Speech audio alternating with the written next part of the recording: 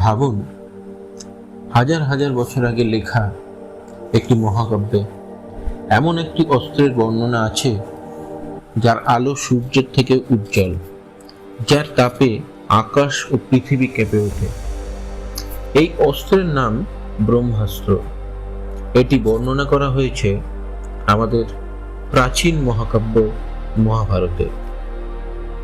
মহাভারতের কিছু বর্ণনায় বলা হয়েছে এই অস্ত্র নিক্ষেপ করলে চারিদিকে তীব্র আলো ছড়িয়ে পড়ে, গাছপালা পুড়ে যায় এবং বহু বছর পর্যন্ত সেই ভূমি অনুর্বর হয়ে থাকে।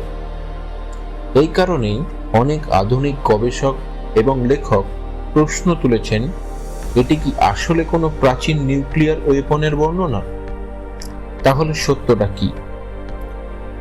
আজকের পর্বে আমরা আলোচনা করব মহাভারতে উল্লিখিত ব্রহ্মাস্ত্রই কি আসলে পারমাণবিক অস্ত্র, নাকি সত্যি প্রাচীন পৃথিবীতে এমন কোনো অস্ত্র ছিল।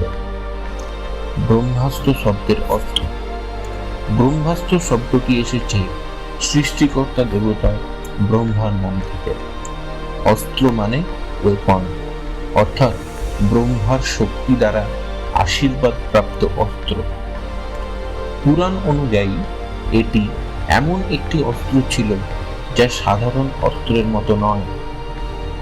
এটি চালানোর জন্য বিশেষ মন্ত্র, সাধনা এবং গুরুর থেকে শিক্ষার দরকার ছিল। ব্রহ্মাস্ত্রের শক্তি। প্রাচীন বর্ণনায় ব্রহ্মাস্ত্রের শক্তি ভয়াবহভাবে তুলে ধরা হয়েছে। অনেক জায়গায় বলা হয়েছে এর আলো সূর্যের মতো উজ্জ্বল, এর তাপে আকাশ ও পৃথিবী কেঁপে ওঠে, গাছপালা পুড়ে যায়।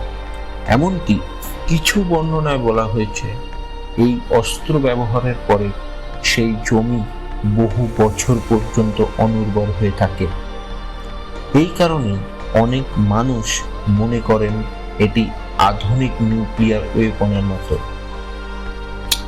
কে কে ব্রহ্মাস্ত্রের ব্যবহার জানত? মহাভারতে কয়েকজন যোদ্ধার কাছে এই অস্ত্রের জ্ঞান ছিল, যেমন অর্জুন, কর্ণ এবং অশ্বত্থামা।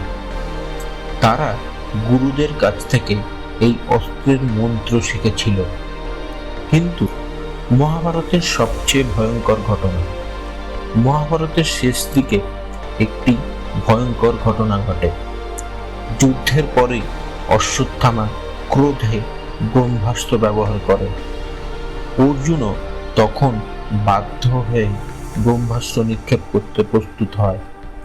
যদি ব্রহ্মাস্ত্র দুটি একে অপরকে সংঘর্ষ করত, তাহলে পৃথিবীর বিশাল অংশ ধ্বংস হয়ে যেতে পারত। তখন মহান ঋষি ব্যাস হস্তক্ষেপ করেন। তিনি অর্জুনকে অস্ত্র ফিরিয়ে নিতে বলেন। অর্জুন তা করতে সক্ষম হয়, কিন্তু অশ্বত্থামা তার অস্ত্র ফিরিয়ে নিতে পারেনি। ফলে অস্ত্রটি এক ভয়ঙ্কর পরিণতির দিকে যায়। কিন্তু ইতিহাসবিদ ও প্রশ্নবিদদের বেশিরভাগই মনে করেন এগুলো মূলত কাব্যিক ও পৌরাণিক বর্ণনা, খুবই প্রাচীন কল্পনা। কিন্তু একটি বিষয় নিশ্চিত, এই গল্প হাজার হাজার বছর ধরে মানুষের কল্পনাকে নাড়া দিয়ে এসেছে।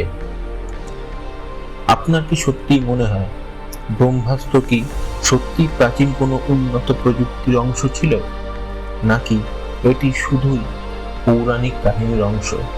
আপনার মতামত কমেন্টে জানাতে ভুলবেন না। আর যদি ইতিহাস, বিজ্ঞান এবং আরো রহস্যজনক ভিডিও আপনার ভালো লেগে থাকে, তাহলে আমাদের চ্যানেলটি এখনই সাবস্ক্রাইব করুন।